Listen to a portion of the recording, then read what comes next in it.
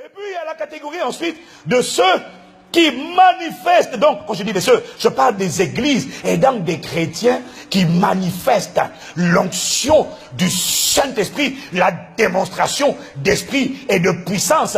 Mais donc, il y en a qui manifestent l'esprit et la puissance, mais qui ont peu de profondeur dans le domaine de la révélation de la parole. Est-ce que quelqu'un me suit? Est-ce que quelqu'un me suit? Et leur seul mot, c'est power. Quand tu viens dans leur église, ils te disent, nous sommes l'église de la power. Tu dis, comment on fait pour le... Est-ce que vous avez un système pour suivre les couples mariés? Power. Et est-ce que vous avez des ateliers pour aider les jeunes? Power. Petit, chez nous, c'est power. C'est-à-dire que c'est les églises où on souffle tout le temps sur toi. Tu tombes, tu te relèves, tu tombes, tous les dimanches. À un moment donné, tu sais, à force de tomber, de te relever, tu finis par avoir le vertige. Non, sérieux. Tu finis par avoir la tête qui tourne. Hein. Et quand tu as la tête qui tourne, on souffle encore. Tombe encore. Power encore. Est-ce que quelqu'un me suit? Et donc, vous avez ce genre de ministère, d'églises et de chrétiens qui sont de ces églises. Ce sont des chrétiens de power. Et quand ils entendent que le Saint-Esprit est en train d'agir à travers, il est en train de se déployer dans une autre église, mais qui met l'accent sur la parole, dont on a l'impression qu'elle met plus l'accent sur la parole révélée, décortiquée, expliquée. Ils ne peuvent pas s'empêcher, puisque eux, la grâce qu'ils manifestent, ce n'est pas la parole, c'est la puissance. Alors parfois, pour légitimer, pour justifier, pour revendiquer, on a tendance à diminuer ce qu'on n'a pas. On a tendance à le mépriser en disant, moi, je ne comprends même pas comment une église. Alors, tu vas entendre un pasteur qui va dire, tu vas entendre un pasteur, quand j'ai dit entendu ça, un pasteur qui va dire, les démons n'ont pas besoin de révélations en grec, en hébreu, d'explications. Les démons ne comprennent que la puissance. Et là, toute l'église dit, Amen! Et c'est vrai. Les démons n'ont pas besoin du grec et de l'hébreu. Le problème, c'est que ton esprit et ton âme ont besoin de la révélation de la parole.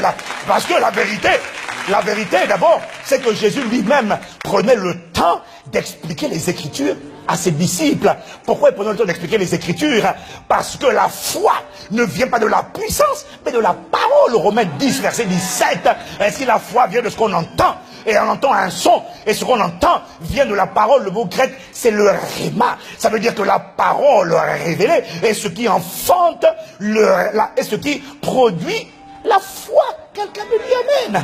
Donc, il ne faut pas mépriser la parole, parce que s'il n'y a pas la parole révélée, il n'y a pas la foi. S'il n'y a pas la parole révélée, il n'y a pas la nourriture et la croissance de ton homme intérieur. Matthieu 4, verset 4. L'homme ne vivra pas de pain seulement, mais de toute parole qui sort de la bouche de Dieu. S'il n'y a que la puissance et il n'y a pas la parole, ça engendre une église où les gens aiment bien tomber, mais ils ne sont pas transformés. Il y a toujours l'impudicité, il y a toujours la légèreté, il y a toujours l'orgueil, l'insolence, la colère, parce que c'est la parole qui transforme.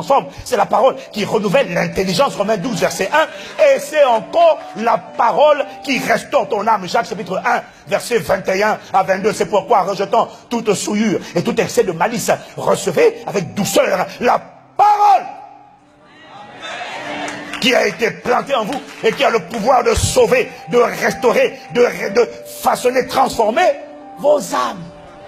Quand tu es fidèle dans les petites choses, quand tu sais honorer, tu sais célébrer, tu sais prendre soin, et tu sais être humble et apprécier aussi ce que les autres ont. En fait, avec la loi de la fidélité, l'onction, la grâce va continuer d'augmenter, augmenter. Non seulement celle que tu as reçue va augmenter, mais j'ai découvert que même les grâces que tu ne manifestais pas, même les dimensions que tu ne manifestais pas, ça ne veut pas dire que tu ne vas pas les manifester. Ça veut dire que Dieu commence toujours quelque part, mais il ne s'arrête pas là où il a commencé. En fait, ce que j'essaie de te dire, c'est que là où tu es aujourd'hui, là où tu manifestes Christ aujourd'hui, n'est pas tout ce qu'il y a à manifester de Christ. Il y a des phases supplémentaires, il y a des dimensions supplémentaires. Oh!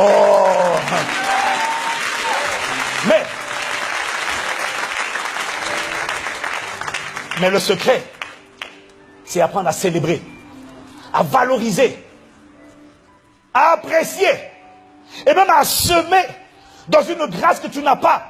Parce que la meilleure manière de perdre une grâce, même si tu as soif, tu ne verras pas se manifester dans ta vie une grâce que tu méprises.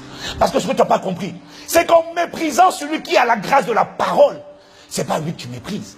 Tu es en train de mépriser la parole faite chair du commencement qui parle à travers cette personne. Donc tu es en train de diminuer, de mépriser Christ. Nous recevrons toutes les grâces au nom de Jésus.